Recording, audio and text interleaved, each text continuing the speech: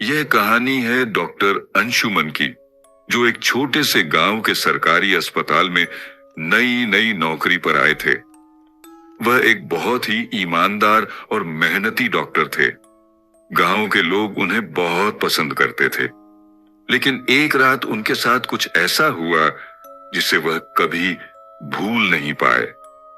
उस दिन रात को अचानक एक एक्सीडेंट केस आया। एक लड़की जिसे बहुत गंभीर हालत में अस्पताल लाया गया। उसका चेहरा खून से लथपथ था और आंखें अजीब तरह से खुली हुई थीं। गांव वाले बोले, डॉक्टर साहब, यह रेखा है, लेकिन ये तो 2 साल पहले मर गई थी। डॉक्टर अंशुमन हंसे, मजाक मत करो, ये जिंदा है, इसे तुरंत इलाज चाहिए। वो लड़की कोई भी आवाज नहीं निकाल रही थी, लेकिन उसकी आंखें सीधे डॉक्टर को घूर रही थीं। इलाज के दौरान जैसे ही डॉक्टर ने उसके घाव पर दवाई लगाई, अस्पताल की सारी लाइट्स बंद हो गईं। अंधेरे में डॉक्टर ने सुना कि कोई फुसफुसा रहा है, तू मुझे बचा नहीं सकता। लाइट आई तो देखा, लड़की अब बेड पर नहीं थी। दरवाजा बंद था, कोई अंदर गया भी नहीं और बाहर भी नहीं आया। डॉक्टर चौंक गए।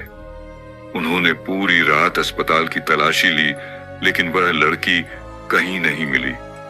अगले दिन गांव वालों ने बताया कि 2 साल पहले उसी जगह एक लड़की की एक्सीडेंट में मौत हुई थी, लेकिन उसकी लाश कभी नहीं मिली। तब से कई लोग दावा करते हैं कि उन्होंने उसे अस्पताल के आसपास भटकते देखा है। डॉक्टर अंशुमन को समझ में नहीं आ रहा था कि पिछली रात जो उन्होंने देखा वो सपना था, सच्चाई थी या कुछ और। कुछ महीनों बाद जब अस्पताल की मरम्मत हो रही थी, तब एक पुराने कमरे की दीवार तोड़ी गई। उसके पीछे एक कंकाल मिला और उसके हाथ में वही ब्रेसलेट था जो उस लड़की ने पहना था। कंकाल मिलने के बाद डॉक्टर अंशुमन बहुत परेशान रहने लगे। रात को अक्सर उन्हें सपने आते थे, वही लड़की, खून से सना चेहरा और उसकी घूरती हुई आंखें। एक रात उन्हें साफ साफ उसकी आवाज सुनाई दी, तूने मुझे बचाया था, अब मेरी सच्चाई सबको बतानी है। अगली सुबह उन्होंने पुलिस को रिपोर्ट दी और कंकाल की जांच दोबारा शुरू हुई। रिपोर्ट में पता चला कि लड़की की मौत एक्सीडेंट से नहीं, बल्कि गला घोंट कर की गई थी। ये अब एक मर्डर केस बन चुका था। डॉक्टर ने गांव के कुछ बुजुर्गों से बात की।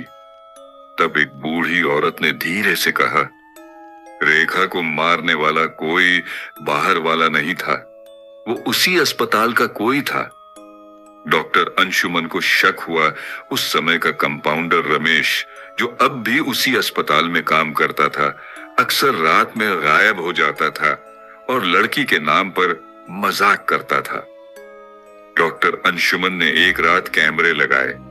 जब सब सो गए, तब उन्होंने देखा रमेश उसी पुराने कमरे में गया और दीवार के पीछे कुछ देख रहा था, जैसे किसी से बात कर रहा हो। डॉक्टर ने उसे रंगे हाथों पकड़ लिया। पूछताछ में रमेश टूट गया। उसने कबूल किया कि उसने रेखा के साथ बदसलूकी करने की कोशिश की थी। जब वो चिल्लाने लगी तो उसने गला घोंट दिया और उसकी लाश दीवार के पीछे छुपा दी। जब रेखा की असली मौत का रहस्य सामने आया और रमेश को सजा हुई, तब एक रात डॉक्टर अंशुमन को फिर वही सपना आया, लेकिन इस बार रेखा मुस्कुरा रही थी। उसने कहा, अब मैं आजाद हूं, धन्यवाद डॉक्टर साहब। उसके बाद डॉक्टर को कभी वो आवाज या सपना नहीं आया, लेकिन अस्पताल की दीवार पर एक धुंधली सी छाया हर रात दिखाई देती है, जैसे कोई अब भी डॉक्टर को धन्यवाद कहने आता है। रेखा की आत्मा को मुक्ति मिले कई महीने हो चुके थे। डॉक्टर अंशुमन का तबादला किसी और बड़े अस्पताल में हो गया था। उसकी जगह अब एक नया डॉक्टर आया, डॉक्टर साहिल। युवा, जोशीला और थोड़ा घमंडी। उसे इन सब भूत प्रेत की बातों पर यकीन नहीं था। गांव वालों ने उसे पुरानी घटनाएं बताई, लेकिन वो हंसकर बोला, अरे भूत वूत कुछ नहीं होता, सब दिमाग का खेल है। एक रात एक औरत को डिलीवरी के लिए लाया गया। हालत गंभीर थी। बिजली चली गई और जनरेटर भी बंद हो गया। डॉक्टर साहिल ऑपरेशन के लिए टॉर्च लेकर तैयार हुआ, तभी एक नर्स कमरे में आई, सफेद साड़ी में, चेहरे पर शांति लेकिन आंखों में गहराई। उसने बिना बोले डॉक्टर की मदद की। ऑपरेशन सफल हुआ। सुबह डॉक्टर ने बाकी स्टाफ से उस नर्स के बारे में पूछा। सब चौंक गए। डॉक्टर साहब, यहां ऐसी कोई नर्स नहीं है, और ऑपरेशन के वक्त तो सिर्फ आप ही थे अंदर। डॉक्टर साहिल ने सीसीटीवी चेक किया। वीडियो में उसने खुद को अकेले ऑपरेशन करते हुए देखा, लेकिन जब उसने कैमरे का फ्रेम धीमा किया तो एक पल के लिए एक परछाई सी नजर आई। वही सफेद साड़ी, वही लड़की, रेखा। अब डॉक्टर साहिल को समझ आया, यह आत्मा डराने नहीं आई थी, वो अब इस अस्पताल की रखवाली करती है। रेखा की आत्मा अब उन मरीजों की मदद करती है जिनकी जान खतरे में होती है, कभी एक दवाई के रूप में, कभी एक परछाई, और कभी एक रहस्यमयी आवाज बनकर। डॉक्टर साहिल अब खुद कहता है, मैं अकेला नहीं हूं, यहां कोई है जो हर वक्त देख रहा है और जरूरत पड़े तो मदद भी करता है। डॉक्टर अंशुमन को गांव छोड़े 1 साल हो गया था, लेकिन एक रात उसे एक अजीब सपना आया। रेखा फिर उसके सामने खड़ी थी, लेकिन इस बार डरी हुई। उसने कहा, डॉक्टर साहब, अभी भी कुछ अधूरा है। अस्पताल में कुछ ऐसा छुपा है जिसे सामने लाना जरूरी है, वरना फिर कोई मरेगा। सुबह होते ही डॉक्टर वापस गांव पहुंचा।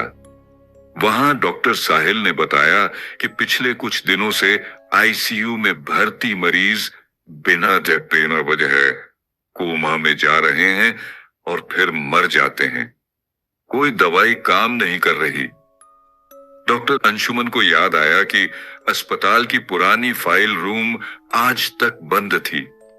उन्होंने साहिल के साथ मिलकर एक दरवाजा खुलवाया। अंदर धूल और फाइलों के बीच एक पुरानी रिकॉर्डिंग मशीन मिली। जब चालू की तो एक डरावनी सच्चाई सामने आई। रमेश अकेला नहीं था। अस्पताल के ही एक वरिष्ठ डॉक्टर मेहरा ने रेखा की हत्या की साजिश में उसका साथ दिया था। वो सबूत मिटाना चाहता था और अब आईसीयू में मरीजों को मार रहा था ताकि सच्चाई सामने न आए। उसी रात अस्पताल में हड़कंप मच गया। लाइट फिर से चली गई। डॉक्टर मेहरा आईसीयू में था। अचानक उसके चारों ओर खून की बूंदें गिरने लगीं। खिड़कियों से अजीब चीखें आने लगीं और फिर एक परछाई उसके सामने आई, रेखा की। डॉक्टर मेहरा चिल्लाने लगा, माफ कर दो, मुझे छोड़ दो। सुबह तक उसका मानसिक संतुलन पूरी तरह बिगड़ चुका था। उसे जेल नहीं, पागल खाने भेजा गया। उस रात के बाद कभी किसी आत्मा की परछाई नहीं दिखी। अस्पताल अब एकदम सामान्य हो गया। मरीज बचने लगे और लोग कहने लगे, अब यहाँ कोई भूत नहीं, बस यादें हैं। डॉक्टर अंशुमन ने अस्पताल के बाहर एक छोटी सी मूर्ति बनवाई, रेखा की स्मृति में। नीचे लिखा था, जिसने मरकर भी दूसरों की जान बचाई।